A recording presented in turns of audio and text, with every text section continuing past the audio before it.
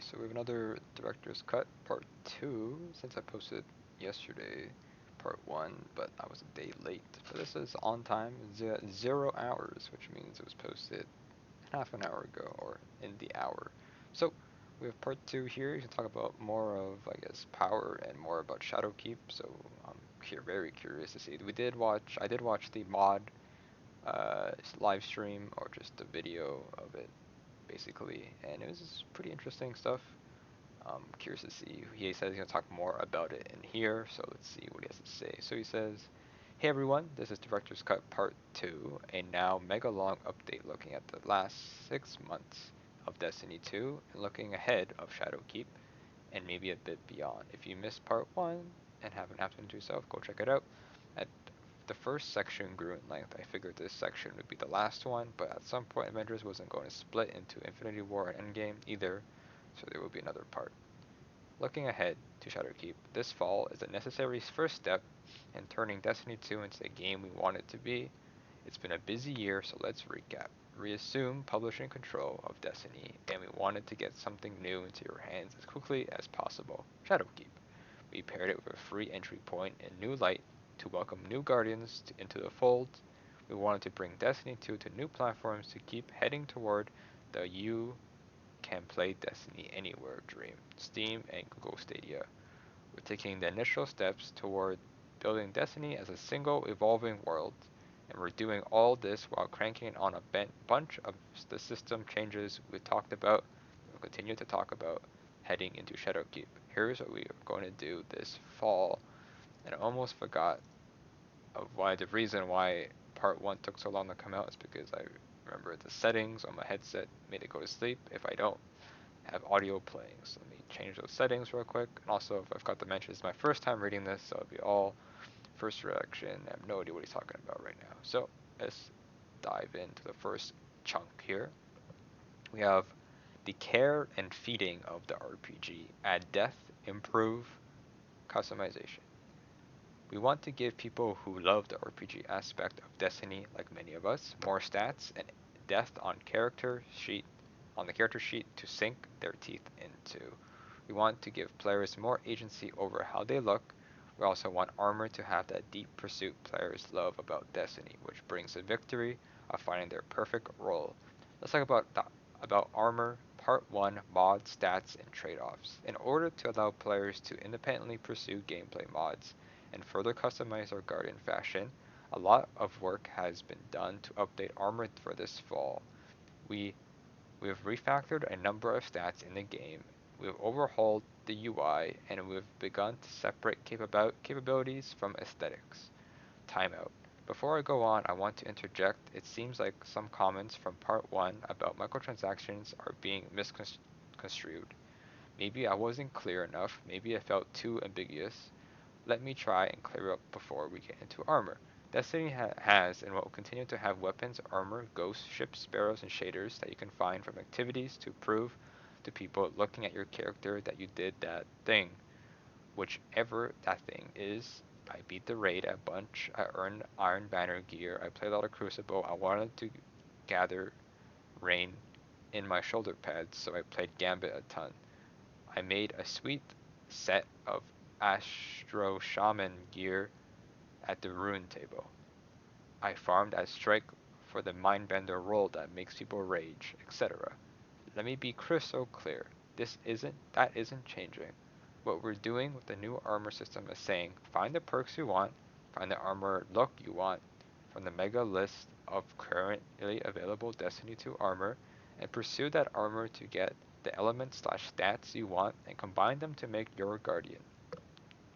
Destiny always has an microtransaction store that houses things like sparrows, ships, emotes, ghost holograms, weapons, and universal ornaments. The items in that store rotate and can be purchased with silver or bright dust. And starting this fall, bright dust is just another in-game currency that you can earn by completing bounties instead of buying a bunch of engrams and sharding them into to generate dust. In Shadowkeep, there are armor sets, weapons, ghosts, ships, and sparrows coming from destinations and activities. Time in, back to Armour. We started out by looking at what period in Destiny's history was a good starting place for evolving stat game. We felt like it was the Taken King slash Rise of Iron, and what principles were guiding our new designs. We want to separate gameplay and aesthetics to grant more agency over both. There was a deep dive stream about this topic on August 14th, but let's recap some of the high level points. Alright, so if you watch the video, just a little recap here and I'll read them all. Armor now has energy meter ranging from 1 to 10. You can use materials and currents to level up the energy value on given piece of armor. Mods have both energy cost and elemental affinity. In order for a mod to be equipped, your armor needs to have rolled the correct element and have enough energy available. Hand cannon reloader costs 3 void energy to equip, so your armor must be void and have 3 energy available to use it. Fundamentally, this means we have additional vectors for tuning things like mods. We could tune their effect, how much speed does the reload effect add. We could tune their cost, how expensive this mod is to socket. We could add mods to the pool for a different affinity, etc. When you acquire a mod from the game, it's like getting a perk that you can put on all armor. So once you have found enhance hand cannon reloader from pinnacle activities, enhanced perks will come only from pinnacle activities. You're able to socket that mod into new armor that meets its criteria. The mod is not consumed and can be socketed in and out at a small cost. So Glimmer. They also raise a Glimmer cap. I'm sure you'll talk about it soon. Here are elements of armor that can roll randomly. Elemental affinity rolls between Solar, Arc, and Void. Armor starting energy value can roll as randomly as well. They can all be leveled to 10.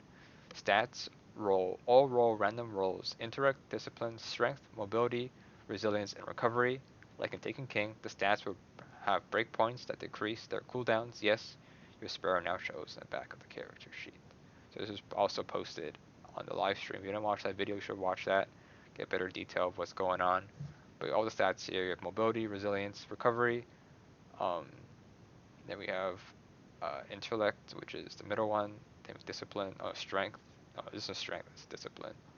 And those match your cooldowns for your super, your melee, and your grenade ability cooldowns, as you can see.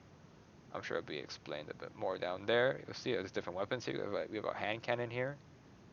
That's a kinetic, another kinetic weapon, but energy. Actually, wait. Yeah, wait. Doesn't it always show what element it is?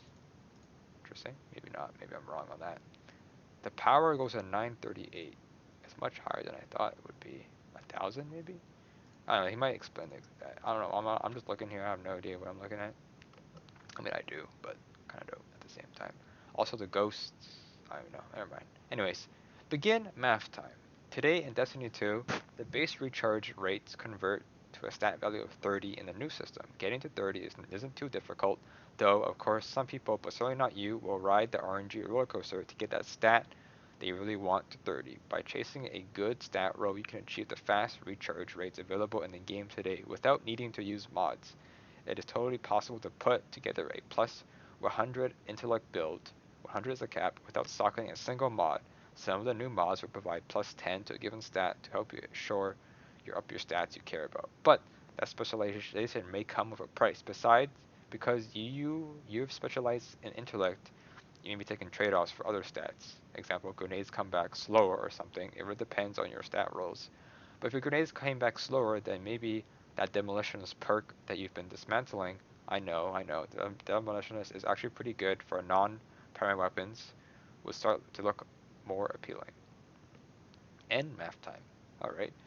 We've made a bunch of armor in Destiny, and we didn't want to leave them behind any of the armor that players currently pursue.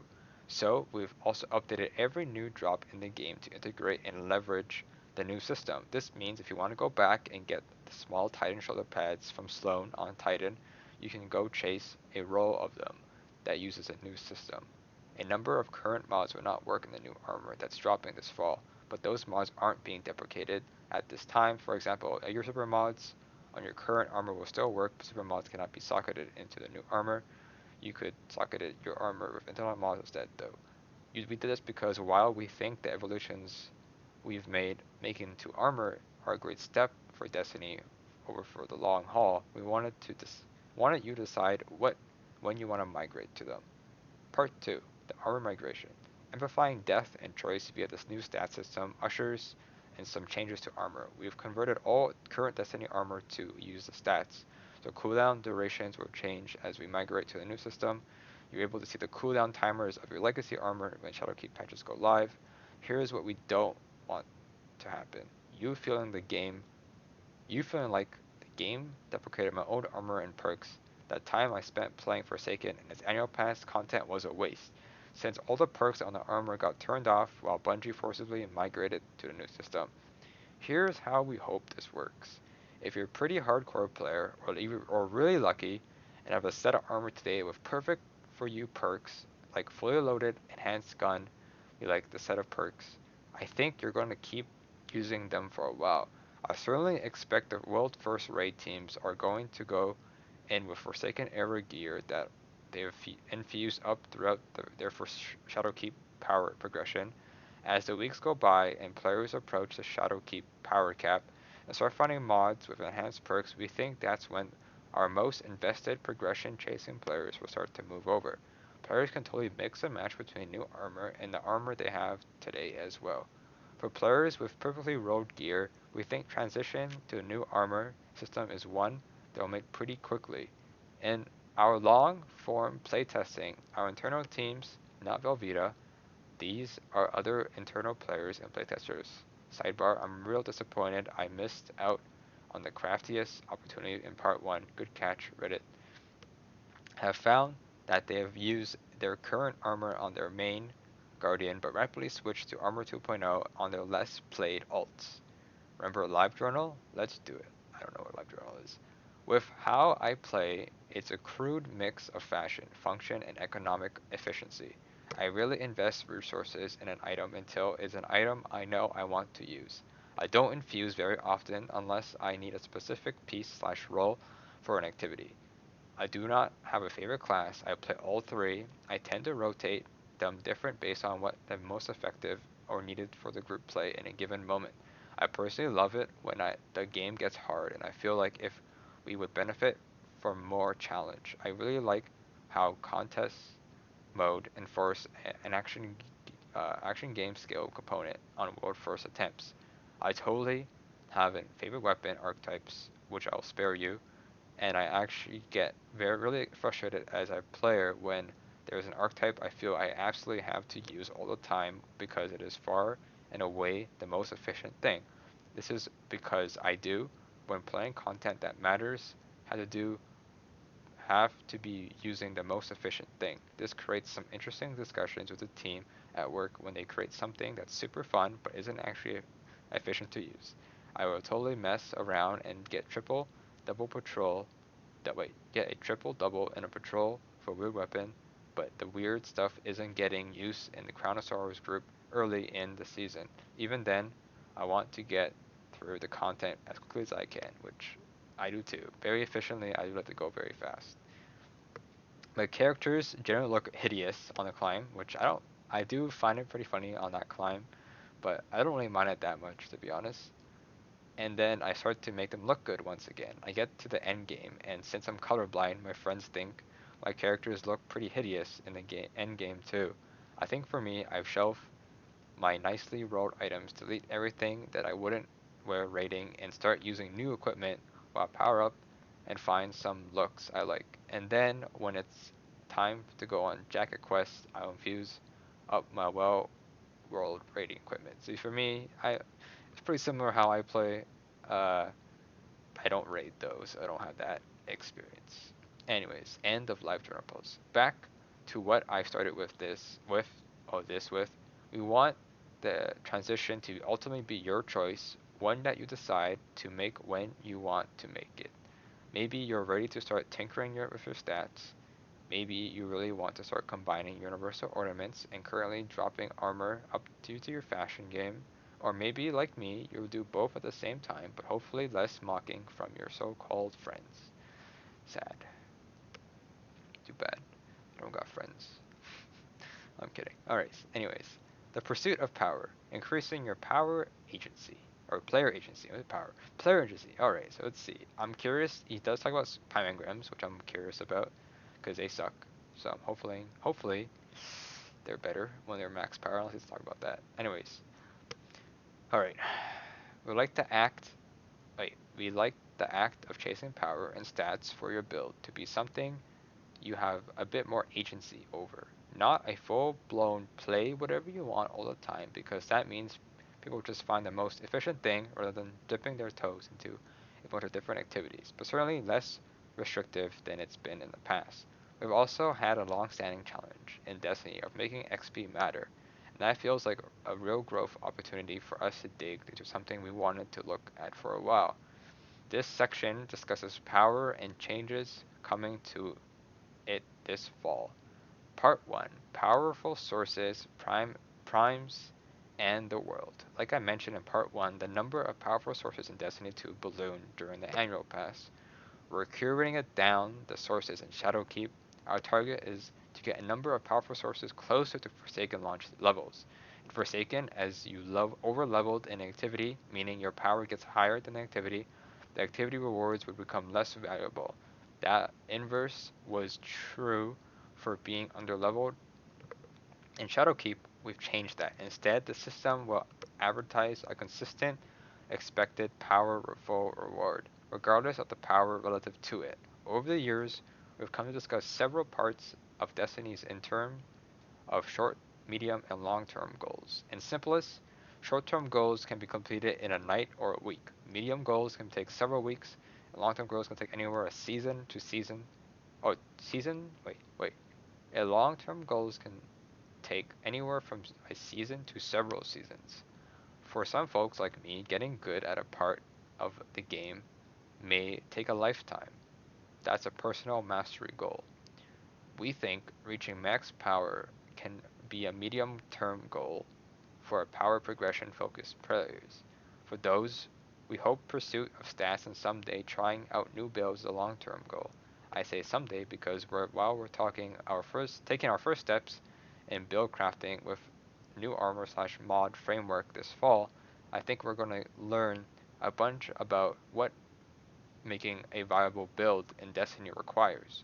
You're going to be surprised. You're going to be right. You're going to surprise us with crazy, creative things we've never seen once this is live. We're looking forward to it. And I think I'm gonna play around with it a lot. I think I'm very curious to see how it works and stuff. I don't really have a armor set that I like a lot. Since I play on mostly three different characters, I don't have like since you can't transfer your armor around. Now you can actually transfer the armor around, basically because of the mods and stuff. So I think I'm gonna look forward to that. The only thing is the currency. Is that yes, I'm probably playing on in the beginning one character for a long time because the power is so much higher depending on what we can do per week. It's just like because when I say about the currency and stuff or the materials, is that like yes, the mods transfer between accounts, right? And the power too, which he'll talk about soon. Is that what do you call it? Um, when you have to uh, increase its energy, right? Which is basically masterworking the armor, right? So if I want to have the same builds similar to the weapons I like to use on each character, then I have to masterwork that armor as well for all three characters. So it'd be pretty expensive. So early game, not gonna be that great. But who knows how hard to get the materials? He'll probably talk about it more later, maybe in part 3. I don't know. Anyways, Prime engrams. We're doing some minor housekeeping on prime engrams. They will begin dropping once you hit 900, and you'll accumulate charges for them as you make your way from 750 to 900. We've increased the number of prime engrams you can earn in a given week and rebalanced the value for each one to account for the increase in volume. Wait, so they begin dropping once you. So how hard is it to get to 900? That's the thing. That's interesting.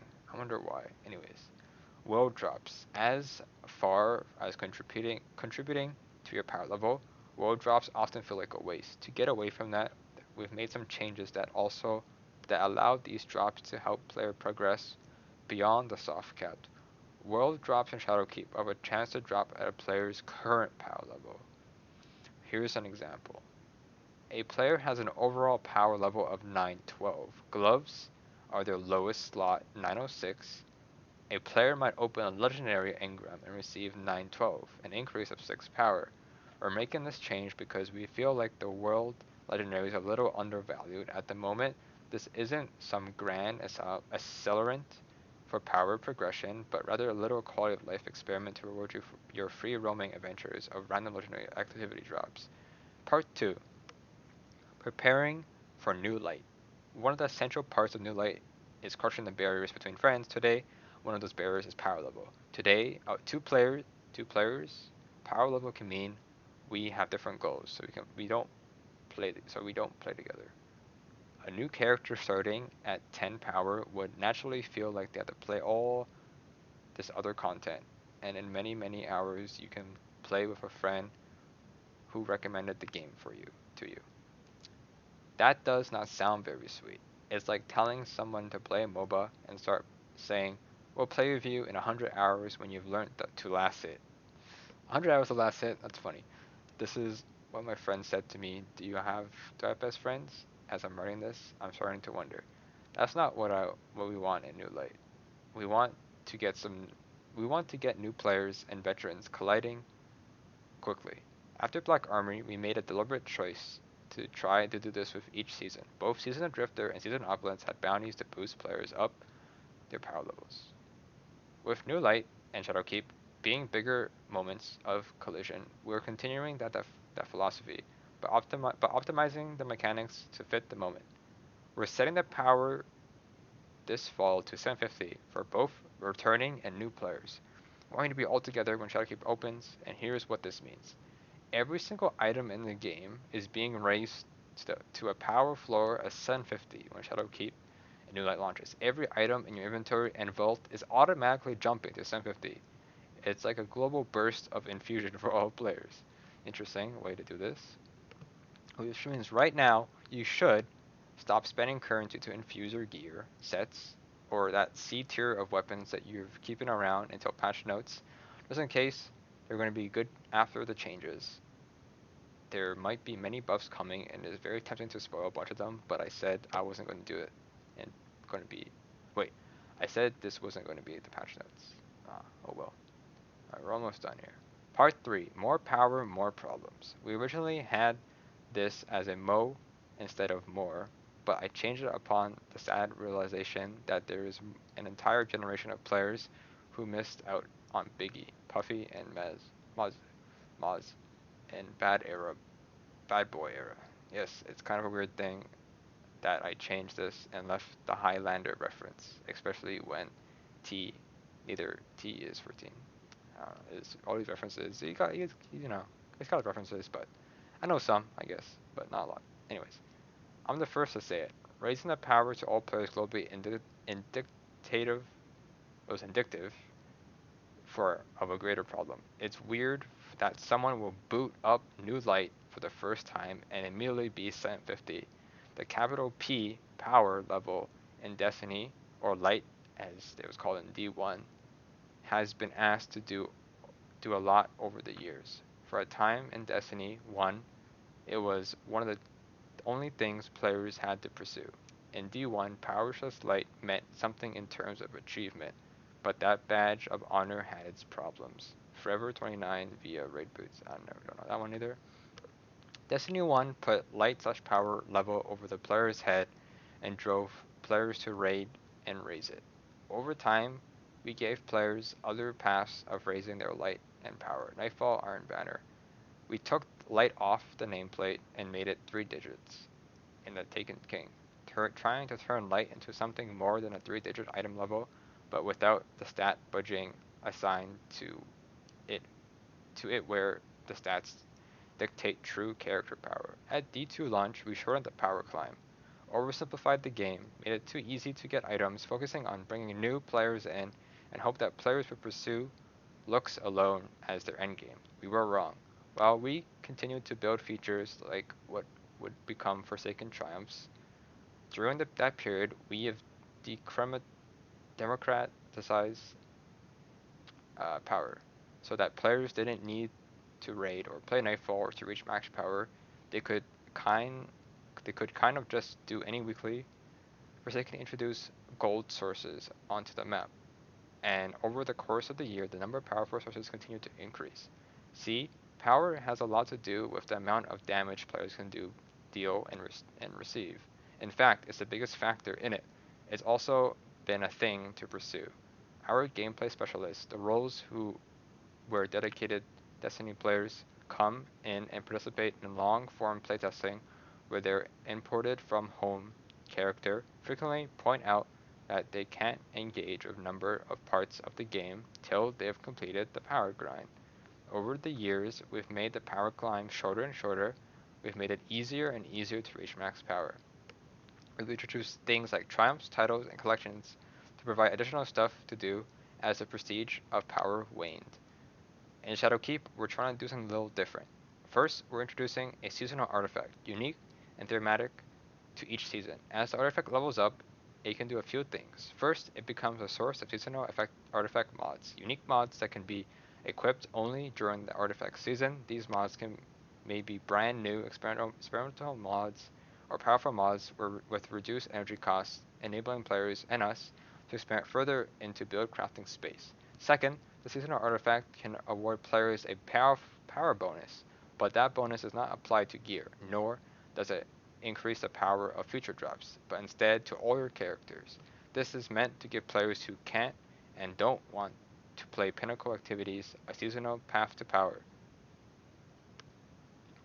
This way, even if a player doesn't want to play the raid, Iron Banner, or Redacted, they can still have a high power value of the season. Leveling the artifact to raise your power is meant to be a seasonal character growth. Each season will have a new artifact with new mods that changes how you play, and the power bonus will reset. In addition to curating the list of powerful sources, Shadowkeep will introduce pinnacle powerful sources. These sources are the way to earn gear drops above power 950 in Season 8. Here's what we're thinking. Pinnacle reward sites can award player above 950. This is a way of reclaiming a little bit of the character power prestige in the initial D1 power climb created. If you inspect a player and see their gear 960, you know if they've done a bunch of pinnacle activities. It's worth mentioning that as you raise your power via pinnacle activities, other powerful reward sites will continue to drop powerful side grades.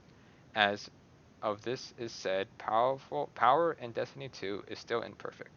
We're making some adjustments to this year for Shadowkeep, things like seasonal power bonus and pinnacle activities awarding pinnacle power. But when we look to the future, we feel like the power system may benefit from a rework further down the road.